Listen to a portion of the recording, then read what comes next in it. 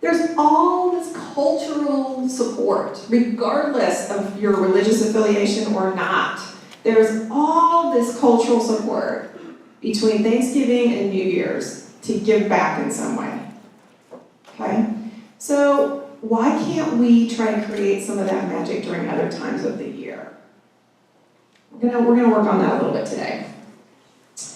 There's also been some very interesting research done in the last couple of years about why people give and what really motivates them to give. There's a company called Donor Voice that did some surveys on, I think they had 20 or 30 different statements that they asked donors of some of their clients who are very big brand name nonprofits that a lot of you would recognize, to basically rank themselves on a scale of 1 to 10 for how much they agreed with a statement.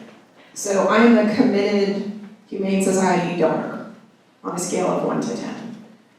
I feel a sense of loyalty to the Humane Society, or insert your nonprofit 1 to 10. They asked all these questions, and then they looked at the giving patterns of those people over time and correlated answers to a couple of different questions to the giving histories.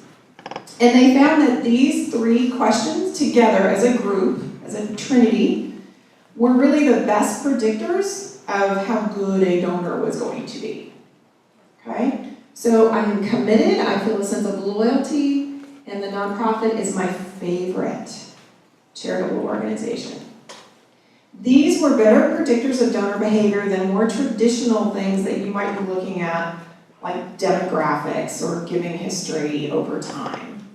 How people felt about the cause was the best indicator of whether they were going to be easily retained as a donor.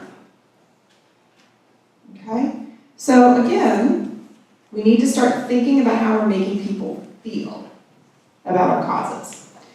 Another study that came out a couple of years ago, half of donors give 2/3 of their annual donations to a single favorite charity. So there's a lot of numbers in there. Half of donors, not all of them, half of them, give 2/3, not all their money, but 2/3 of their money, to one charity. Again, we need to become the favorites. This is your ultimate goal with your donor retention strategy, is to become the favorite, because when you become the favorite, they give, and they stay with you, and they become part of your retention rate instead of your attrition rate. So, how do you do that? How do you become the favorite? Well, you prove to them that they matter to you. Right? And this is what we're going to spend the rest of the morning working together to do.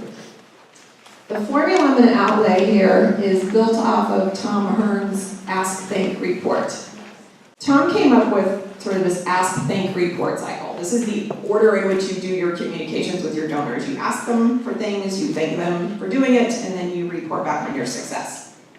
So I've sort of taken that to another level by adding with feeling. We're going to do it with feeling. So we're going to ask so that we make them feel included. We're going to thank them so they feel appreciated. And we're going to report back to them so that they feel like they're in the know.